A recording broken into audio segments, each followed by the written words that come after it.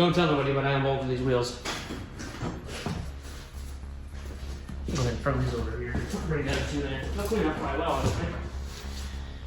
With some scrubbing. Definitely like the look of them on this four-wheeler. I'm not gonna lie. I actually think they look better on this four-wheeler than they do a Ranger.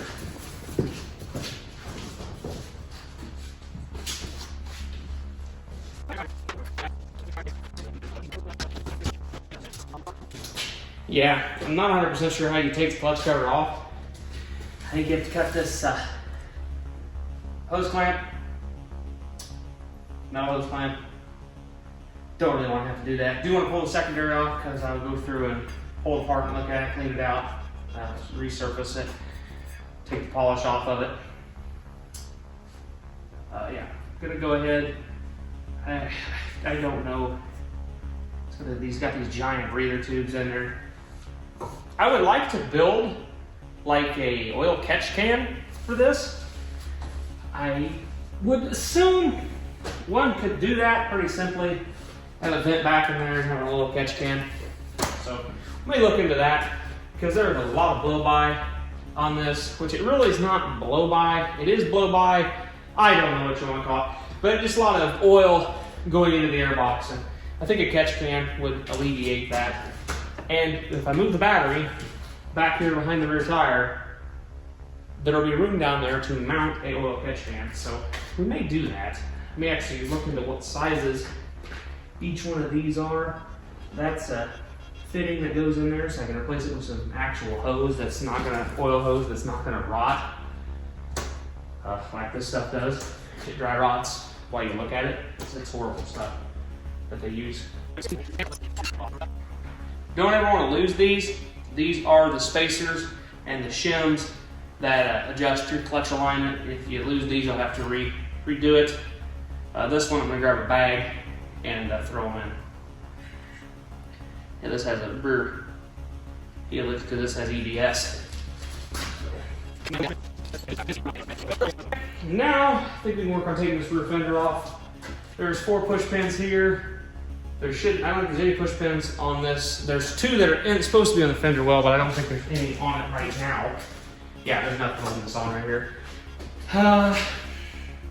Then there's these E27 Torx on each side, and these 2 back here that hold this on, and the rest of them, these 2 here, these 2 in the middle don't have to come out unless you're taking the rack off. And this machine, for right now, I'm gonna leave the rack on the rear fender just so I don't take up more space, but I am gonna pull the rear rack off of this fender, just to clean it. Been thinking about bed lining the fenders, and I really like the orange Raptor liner I did on my, started doing my 85 square body. I really like how that looked. I would really consider Raptor lining these orange, the fenders, the headlight pod. I would like to go to the newer body style headlight pod, just because I like the shallower, the more kind of aggressive look of the light pod. This it's not broke or anything. It's a couple spots and scratches on it that need cleaned up before you would bed line it. But it needs some tabs and just bolts and just put back in the right spot. It's just currently not in the correct location. Once everything, I unbolt it and put it where it's supposed to go, we won't have a problem.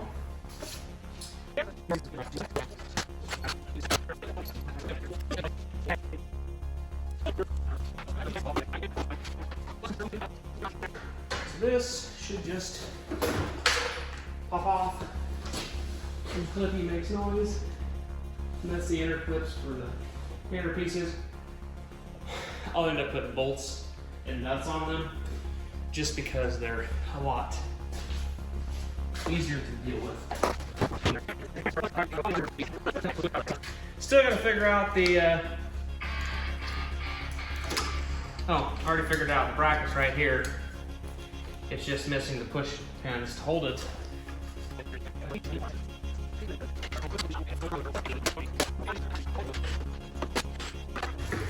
Another disgusting, dirty fender well. I want to check, I'm just curious, I want to check the front diff fluid level. We'll do that right now, why not? It's not real difficult to do.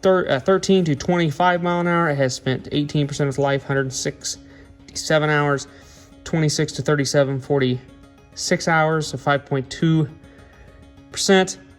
38 to 50, 0.07, and 51 to 62.1. So 28 minutes at 60 miles, 51 to 60 miles. So this thing has not had a hard life in the speed history.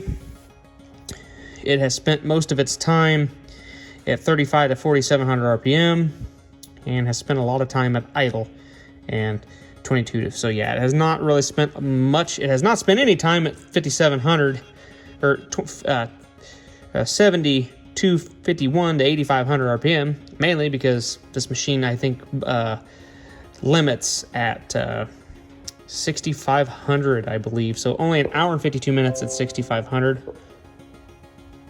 I don't care about storage. But yeah, it's spent a lot of times idling and going slow. It has had overheat shutdowns 4. That's not a fun thing to see. That kind of does irritate me a little bit. Or not irritate me, but does kind of warn me that it has been hot. But it could just had a full radiator and got warm.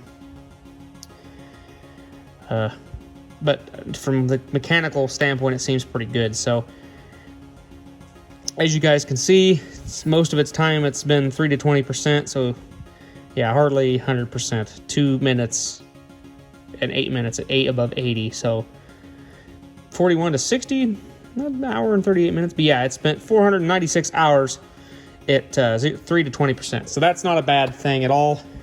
It doesn't have a boost history because it's not boosted. But yeah, I'm going to go ahead and take a couple pictures of this just so I have it for future references. But yeah, I'm going to go ahead and end this video right here. Like I said, this will probably be a multi-video series. This will be pretty much almost a complete teardown of it. Then we will start doing components and tearing different stuff apart to do different things. Like we're going to do, obviously, fix the bent up front end.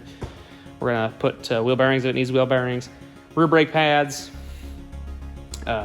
Tires are questionable.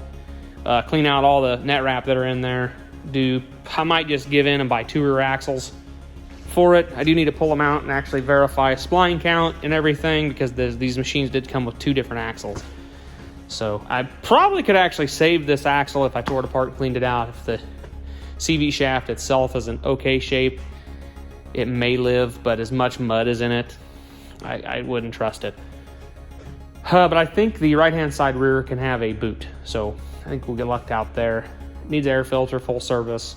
That's not a big deal. Do kind of want to fab up some sort of oil catch can for it, just because the amount of oil particulates getting into the airbox. So yes, got to cover up the deal. It's blinking because the power steering has been on for longer than 5 minutes. But yeah, anyways, guys, catch you guys in the next one. Hope you enjoy this series. If you do, hit the subscribe button if you're not subscribed already.